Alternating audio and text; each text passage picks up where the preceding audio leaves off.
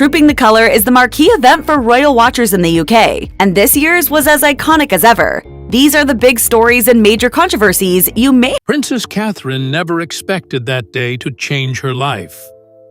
Behind an old portrait in Diana's private suite, hidden for nearly 28 years, she found something that stopped her heart. A wooden box, a letter in Diana's own handwriting, and 6 words that would leave her devastated. Guard her spirit as if your own. Tears fell.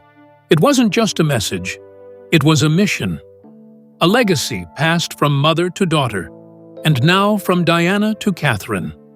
But what came next would ignite a palace firestorm and place Catherine directly in the line of royal history and royal danger. The morning that changed everything. January 14, 2025, began like any quiet winter day at Kensington Palace. The estate had been closed for seasonal cleaning, but deep inside its historic walls, Princess Catherine was overseeing something more personal.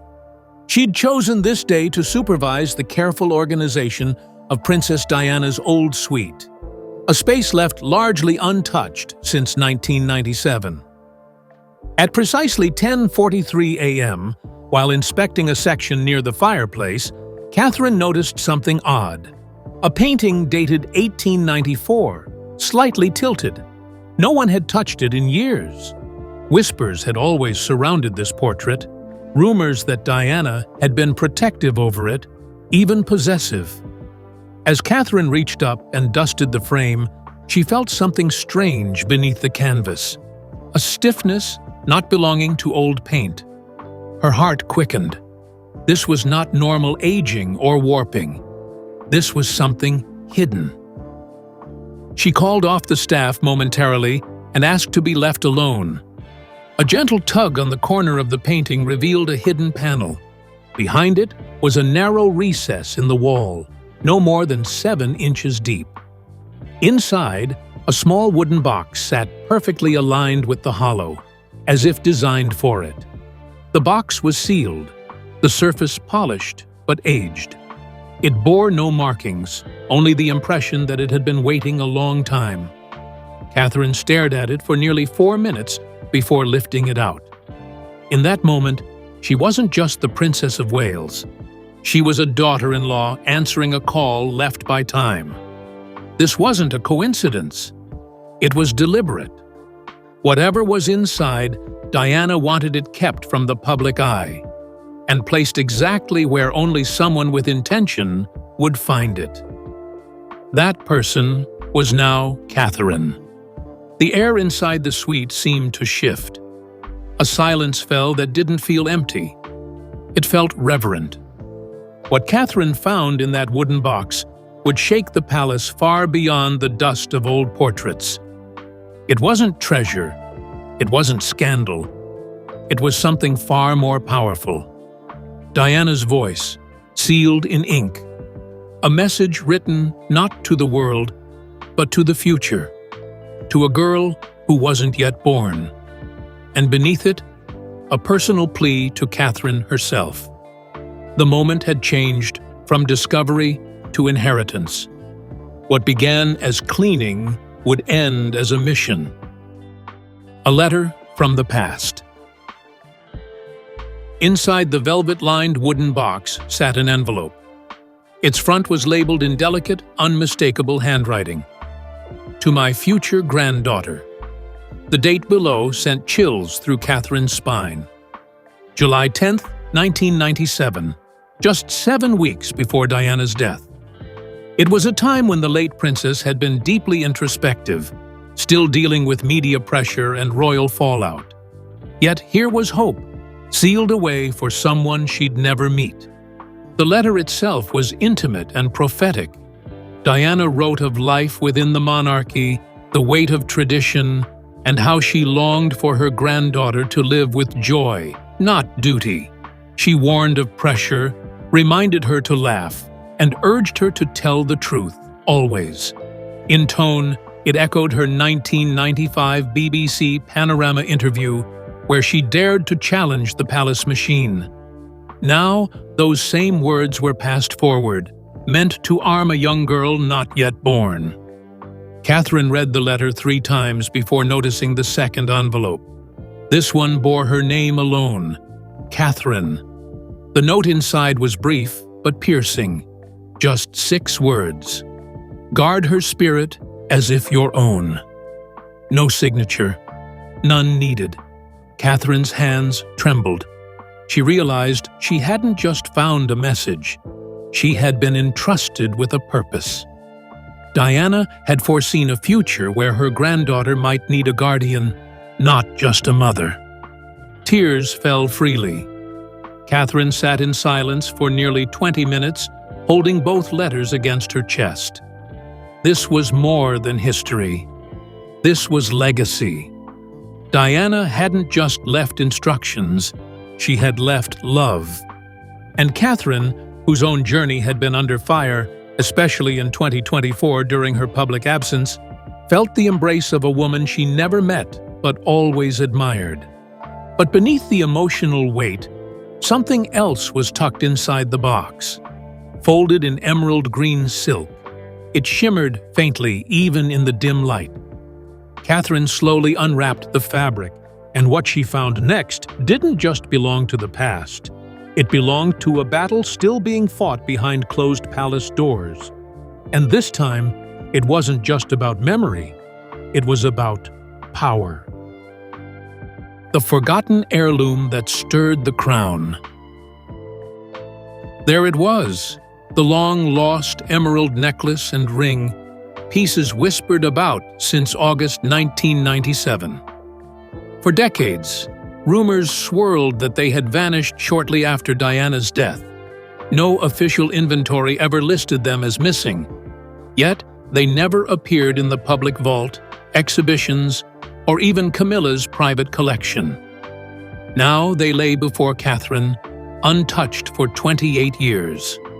Wrapped in silk, they shone like frozen light. These weren't just jewels, they were part of the royal daughter's heirloom tradition, passed from mother to daughter in the direct royal bloodline. A former royal butler, once responsible for managing heirlooms in the 1980s, would later confirm the piece's identity without hesitation. They were Diana's favorites, he said, but more than that, she wanted them to skip the vault. Catherine immediately understood. The pairing of the letter and the jewelry wasn't accidental. The intended recipient was clear. Princess Charlotte. Not the public collection, not the crown jewels, and certainly not a future exhibit curated by Camilla. Diana had hidden them for safekeeping, and to ensure they would go exactly where she wanted. This wasn't just a sentimental find, it was a message wrapped in gemstones, a challenge to royal tradition, and a declaration of maternal intent. By locking it away herself, Diana had sent a clear signal. Some things are not for the monarchy to manage. Some things are for the women of the family alone. Camilla's fury erupts behind palace walls.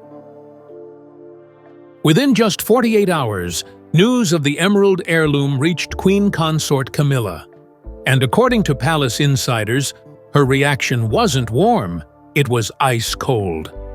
At Buckingham Palace, tension crackled behind every locked door. Camilla reportedly summoned her most senior advisors to a private meeting at 2 p.m., demanding answers and control. Her concern wasn't the jewelry itself, it was what it represented. The return of Diana's most sentimental pieces, linked directly to a letter for Princess Charlotte, was a narrative threat.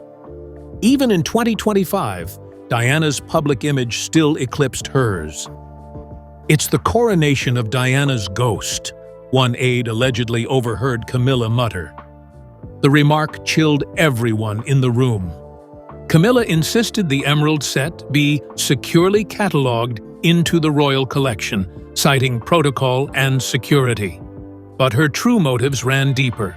Palace aides speculated she feared a resurgence of Diana's influence, especially if linked publicly to the next generation. Allowing Charlotte, Diana's only granddaughter, to wear the pieces would create a powerful image, one Camilla couldn't compete with.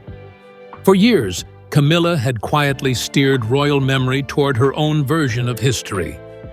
Carefully crafted documentaries, museum curation, and photo selections had shaped a softer, more palatable version of the past. But Catherine's discovery wasn't part of that plan, and now it had slipped out of her reach and straight into the heart of public sympathy. Camilla's opposition only made Catherine more determined. She wasn't just honoring a legacy, she was protecting it. But to hold her ground, she needed more than personal conviction. She needed power, and there was only one man who could provide that authority. Catherine knew she had to act quickly, before palace politics buried the truth again. So she made a bold move. The next morning, she crossed London quietly and walked into Clarence's house, carrying the past in her hands. Catherine's bold gamble with the king. At exactly 9 a.m. on January 18, 2025, Princess Catherine arrived at Clarence's house under light security and no public announcement. She requested a private audience with King Charles III, and after only 12 minutes of waiting, she was ushered in. No aides were allowed. It was just the two of them, and the box. Catherine said nothing at first. She simply opened the wooden case and laid out the contents. The two letters, the folded emerald silk, and the gleaming necklace and ring the silence stretched. Then Charles leaned forward, picked up the letter addressed to my future granddaughter, and began to read. He read it once, then again. By the third pass, Charles's eyes were full of tears. He recognized Diana's handwriting immediately. There was no doubt, and the emotion in her words. It broke through nearly 3 decades of silence. Then he picked up the second note, just 6 words, directed at Catherine. His voice cracked as he read it aloud. When he looked up, Catherine spoke softly. "It's not ours to bury. It's hers to inherit." Her words landed with weight. She explained how the heirloom wasn't a piece of history. It was a personal gift, from grandmother to granddaughter.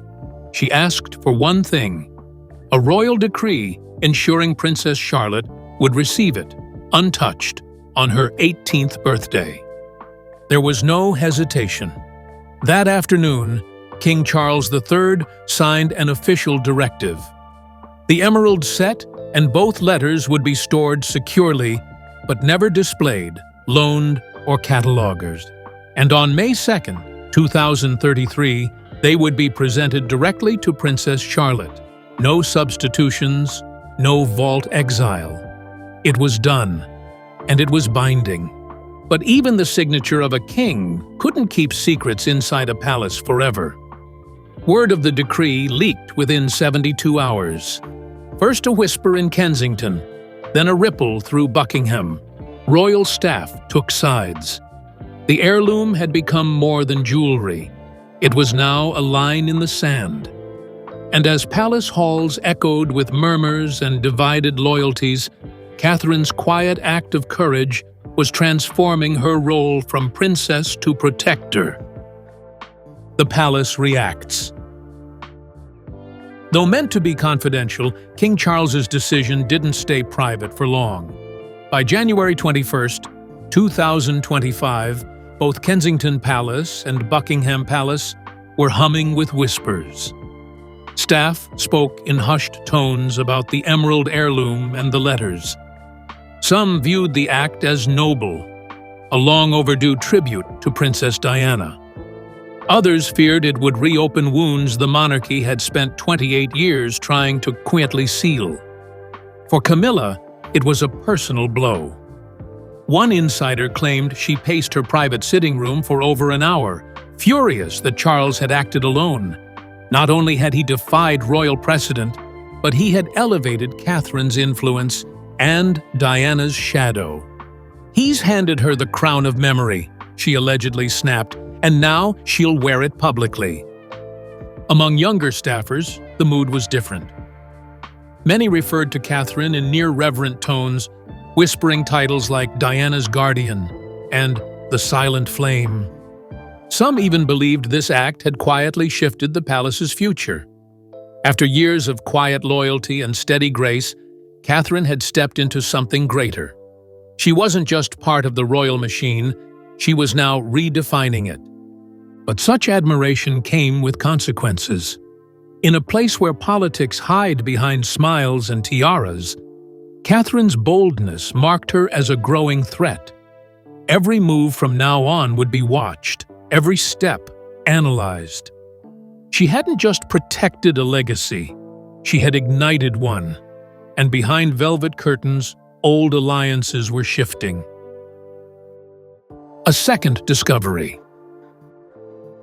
In early February 2025, less than a month after the emerald heirloom surfaced, a second shock rocked Kensington Palace. During linen inventory inside Diana's private suite, a junior archivist noticed a cedar scent behind one of the old wardrobe walls. Curious, they peeled back aged fabric, and behind it, tucked into a shallow cavity, was a sealed cedar chest, marked in faded ink.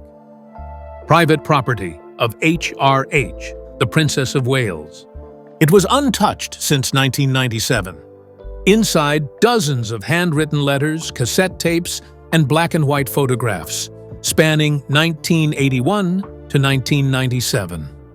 Some envelopes were addressed to Prince William and Prince Harry, others to unnamed future descendants, but several bore a different name: Catherine. One folder was labeled "The Modern Crown," filled with Diana's personal thoughts about how the monarchy could evolve. Another contained transcripts from her private conversations, some of which had never been recorded before. One tape stunned the team. In her voice, clear, emotional, and unscripted, Diana spoke openly about her hopes for the next generation of royal women.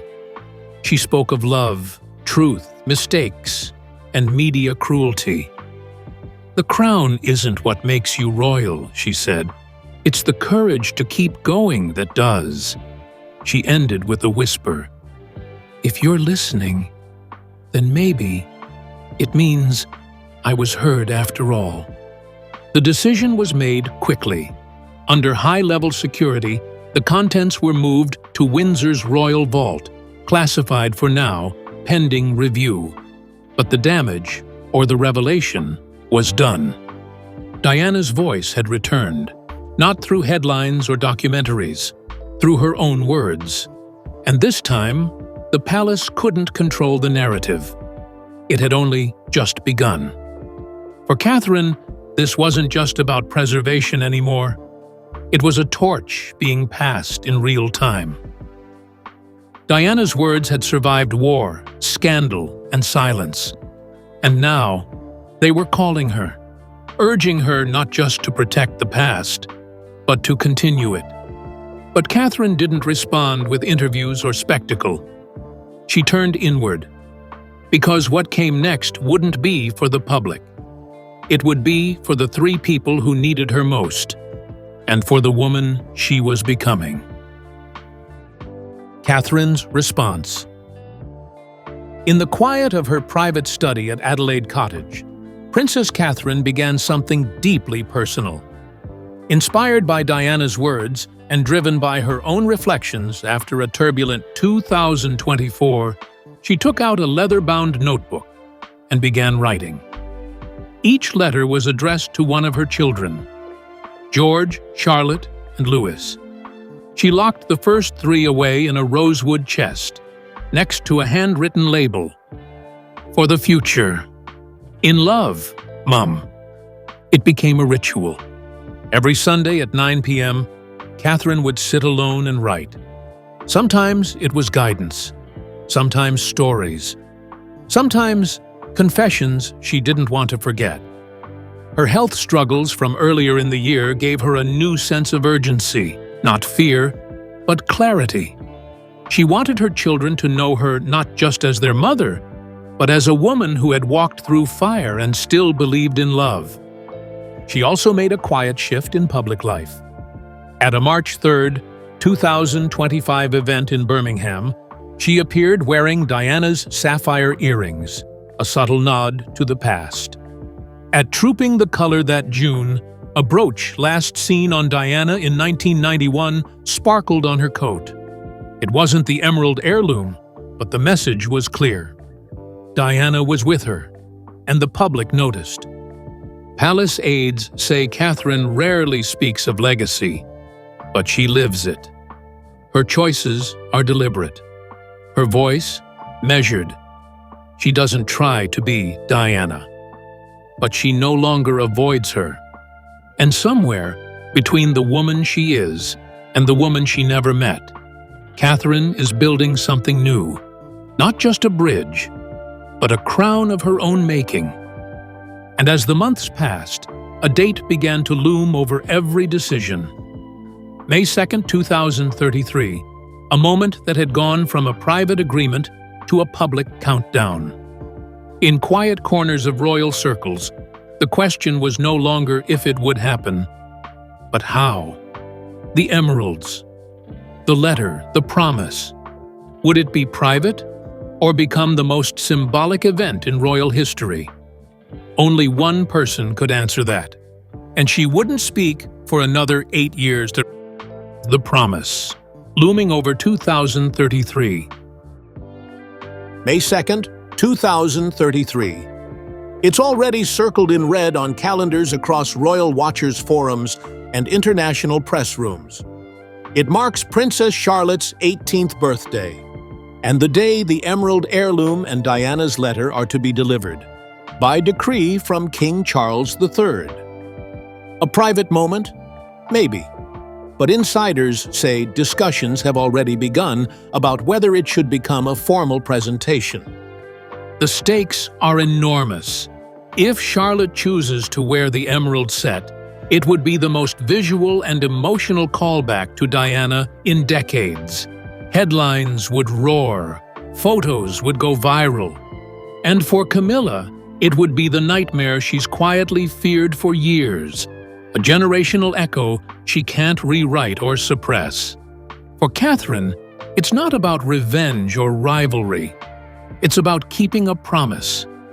Every decision she's made since January 2025 has been in quiet preparation for this moment, to ensure her daughter receives not just an heirloom, but a story, a truth, a voice, something no crown can give and no vault can contain. And for Charlotte, a girl born in the age of social media, but raised with ancient traditions, it will be the turning point, not just of age, but of identity.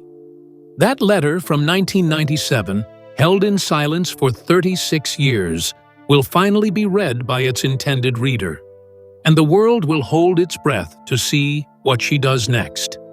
But even before that day arrives, the legacy is already alive. In letters, in silk, in emerald, and in whispers passed from one woman to another. And as the crown bends toward the future, one truth becomes impossible to deny. The most powerful force in the palace isn't tradition, it's memory. Diana's legacy cannot be silenced. From a hidden box behind an old portrait to a promise set in emerald and ink, one thing is now clear. Princess Diana planned beyond her life. She knew the battles she couldn't finish. So she left behind tools, not just for survival, but for truth. And though nearly 3 decades have passed, her voice is louder than ever. Catherine's role in this story is no longer accidental. She has become the guardian of Diana's most private hopes, shaping them into lessons for a new generation. Her quiet strength, through illness, scrutiny, and silence, mirrors the very spirit Diana once wrote about. And her bond with Charlotte isn't just maternal, it's spiritual. The monarchy faces a new challenge, not one of scandal, but of story. Will it honor emotional truth as fiercely as it upholds tradition? Because Diana's emeralds, her letters, and her voice no longer belong to the past. They belong to 2033, to Charlotte, and to every woman who ever felt unseen behind royal walls. When that box opens in 2033, the world will be watching. But what matters most won't be the necklace or the headlines. It will be this: that after all the silence, all the loss, and all the years, Diana's promise will finally be kept. The letter was folded with care. The handwriting, familiar from old photos, trembled with meaning. To my future granddaughter. A date, July 10, 1997, just weeks before the crash that would change the world.